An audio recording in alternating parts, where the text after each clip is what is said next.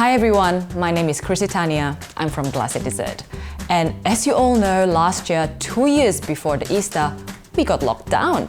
So we got really panicked and we thought, how do we keep the Easter spirit alive? So we reckoned, if you couldn't come to us, we'll come to you. And that was the birth of our very first hot cross bun kit. We couldn't be less prepared than then. So what we do this year is we come up with better, easier, tastier, equally as fun hot cross bun kit 2.021. So we make this video, which is a how-to video to make this hot cross bun kit. So in the kit you will have all the dry ingredients pre-scaled, pre-prepared, and just follow the step-by-step here, and for sure you will get a beautifully made hot cross bun for this Easter for you and your family. So without further ado, let's start baking. So all you need for this is basically just lukewarm water, something within your body temperature, and then vegetable oil or some oil that doesn't have much flavor. I'm using grapeseed oil over here, but if you have canola oil or vegetable oil, that's equally good. So first of all, you need to have 1 cup of warm water.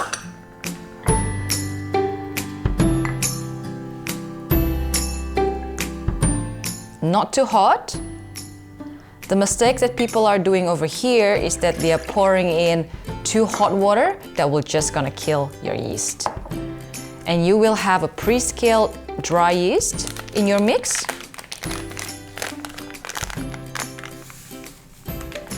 Empty everything in, and you need 3 tablespoons of oil.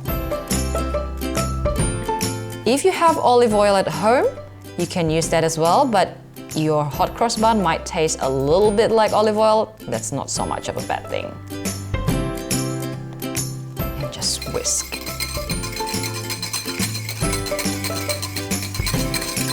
The warm water itself will activate the yeast. Make sure you mix everything well.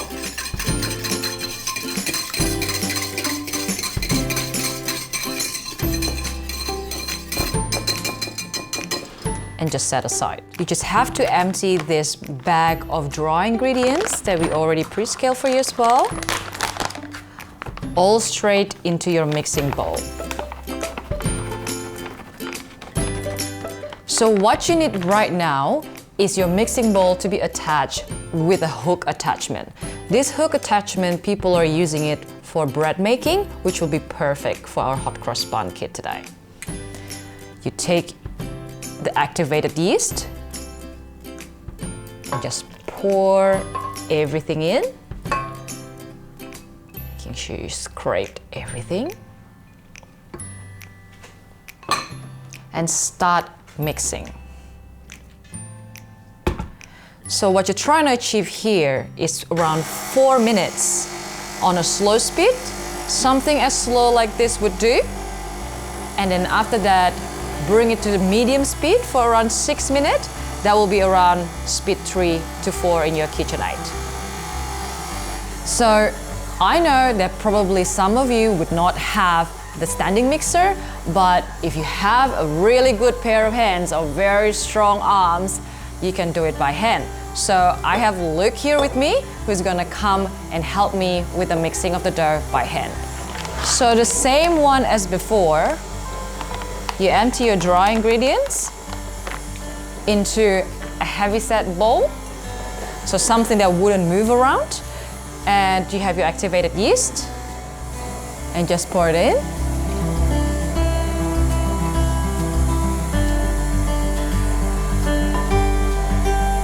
It's not a very difficult movement to do, but make sure you have your breakfast first before you try this. A touch of more water when you're trying to do it by hand. It's just to make it a little bit easier for you, because you will need a lot of strength and power to do this. So this is the movement that you are using when you're trying to do it by hand. Try your best not to flour your bench, because if you add flour on your bench, you practically change the recipe. But if it sticks, what you can do is to just grease it lightly with oil. If you have a oil spray, you just have to do it. But the movement is you're stretching the gluten and the warmth of your hand also help to activate the yeast. So after 10 minutes of kneading, you're basically what you're looking for is your dough to stick on your hook attachment as shown. And this is when you're taking your fruit or your chocolate chip and mix it in. If you are using a stand mixer like what I'm doing here, your fruit, because of the weight itself, tends to stick at the bottom. So all you got to do is just stop it, move the dough around. Beautiful stick. Just make sure you flip it a little bit, spread everything on, not too much, spread everything on. Too much, start again. When you are doing it by hand, you would tend to undermix it rather than overmix it. So you don't have to worry of mixing the fruit or the chocolate too much on this. Just spread out.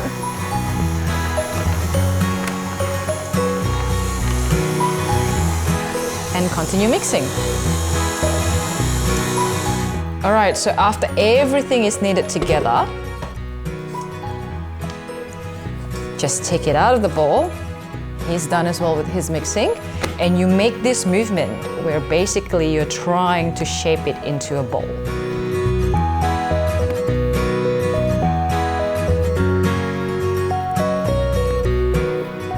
So you guys can see, the one that is done by machine will be a little bit slightly firmer, and the one that is done by hand would be a little bit wetter.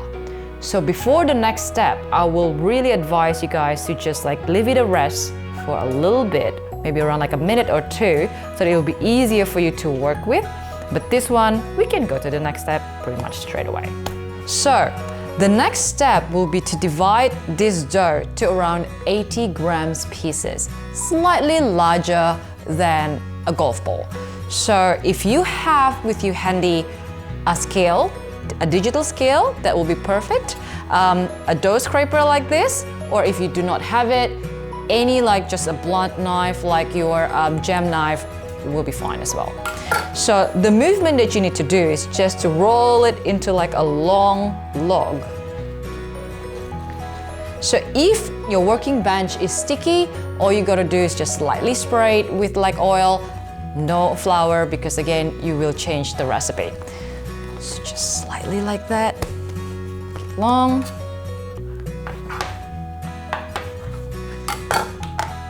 Cut it. That's perfect. And we go through like this till we finish the entire dough.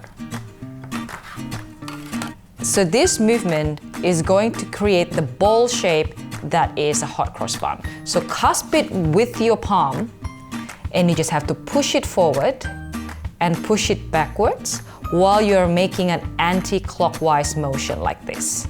So do it a little bit quicker. You basically want that traction between your bench and the dough and the feel on your hand. This is the feel that a lot of bakers are talking about when they're trying to get the right consistency. And you have a ball. Let's do it again. Push, backwards, anti-clockwise, push, backwards, anti-clockwise. There you have it. And what you need to do next is take your tray,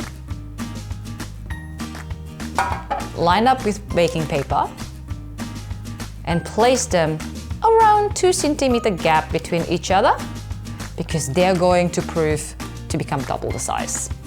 So the next step is what's called proving, which is a very important step when you're making anything that is based off yeast. So basically, we're going to double the size of this bun or any bread that you're trying to make at home to the size before, just right before we bake them.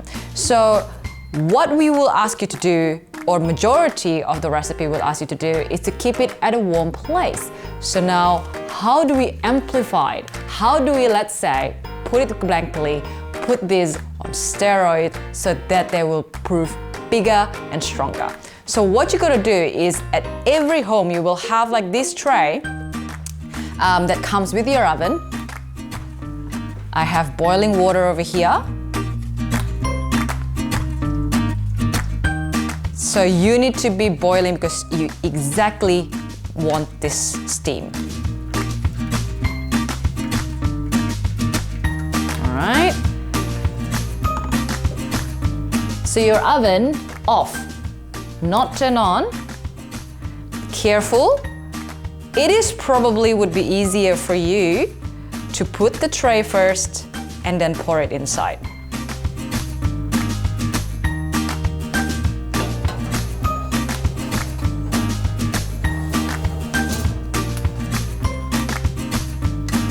The next thing will be to take your bun, take some like film wrapped plastic wrap, put it on top, and place it in that oven. Again, do not turn it on. Keep the boiling water over there, hot and steamy. You might want to add a bit more.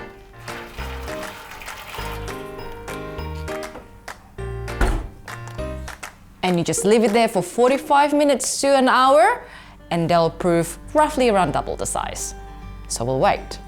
So the next step, while we're waiting for a hot cross bun to proof, we're going to make our sweet syrup glaze and our cross mix. So in your pack, you would have the sugar, which is the syrup glaze, and then the mix of a flour that will become our cross mix. So all you need again will be just some water and vegetable oil, canola oil, or grapeseed oil. Basically oil that doesn't really have a lot of taste. So for this, for the sweet syrup glaze, you need around 3/4 of water, around 150, 180 mils of water. Easy. The sugar pack. Empty everything all in. And we're just going to put it on a stove and let it boil for around 2 to 3 minutes. So for the cross mix, you take your cross mix mixture, put it into a dip bowl like this. All you need is just around 3 tablespoons of water. How handy is this gadget? I got it as one of my Kris Kringle last Christmas. I was like, that's pretty nifty. And just 1 teaspoon of oil. Voila. And we just mix everything together.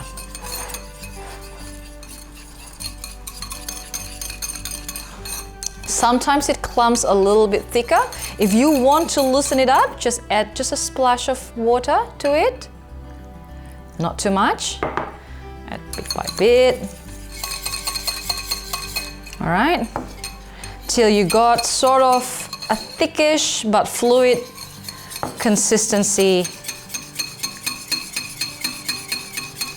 for you to pipe on top of the hot cross bun. So this has been boiling for around a couple of minutes. You just have to turn it off and keep it aside to cool down at room temperature. So our hot cross bun has been proving for around 45 minutes right now in a steamy oven. Had a pretty good sauna, relaxing time, and it's plump and juicy as you can see. Voila. And now we're going to draw some cross on it and give it that signature hot cross bun look. So you have your you have your cross mix, and you would have this piping bag that comes together with your kit. So all you gotta do, you take a cup, put it up like this, So this is just to avoid, all the messy things that are gonna run on through your arms when you try to pour the liquid on. This is your cross mix. You see, that's the consistency you're after. Sticky, but fluid. All right. Now, this is how you pipe. You could be right-handed or it could be left-handed, but basically your working hand.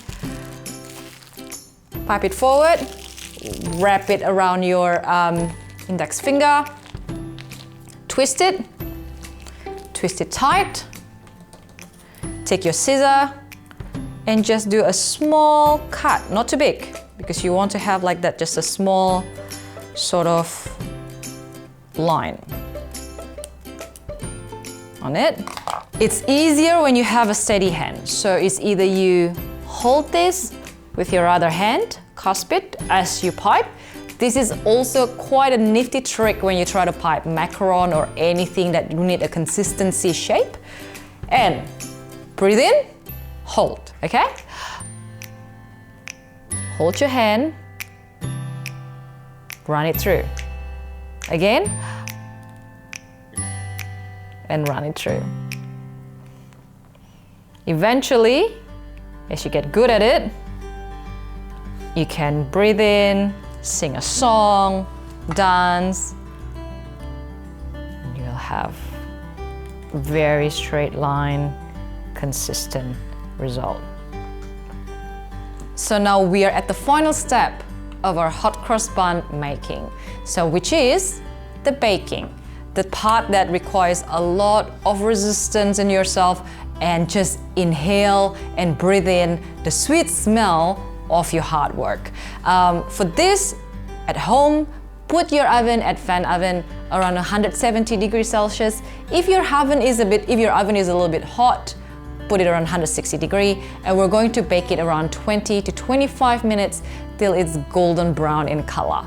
So what you do, remember to take out the water tray out of your oven, turn it on first at the temperature, and make sure it reaches that 160, 170 degrees before you place your hot cross bun in.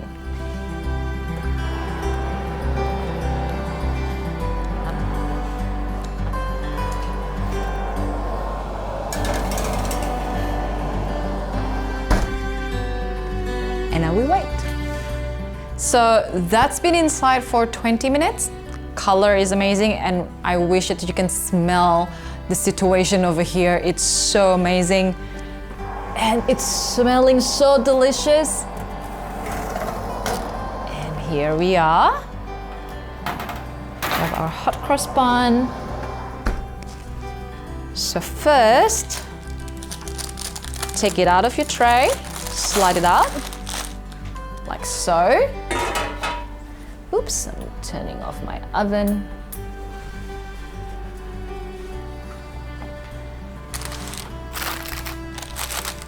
You just have to take it out of your paper. Be careful, it's quite hot. Fresh out of the oven. Slide it through. If you have a grill like this, a cooling rack, it's really good to put this on this rack while it's just out of the oven. The reason being is that there's some moisture that's going to keep the bottom soggy. So take it out immediately out of the paper to a cooling rack. Take your sugar syrup and just deliberately brush it. This will give it that really nice shine, sweet, sticky mouthfeel at the top. And there you have it. Your hot cross bun, freshly baked at home. Smells amazing. Have it with your cup of coffee, cup of tea. But the difference is this year, being surrounded by your family and people you love. So that's it, everyone. This is Christiania from GLACÉ Dessert. Thank you so much for watching, and remember, you can grab your kit from www.glacedessert.com/shop and tune in for more videos of the how-to and more exciting cooking explorations that we're going to do in the future. So subscribe to us and stay tuned.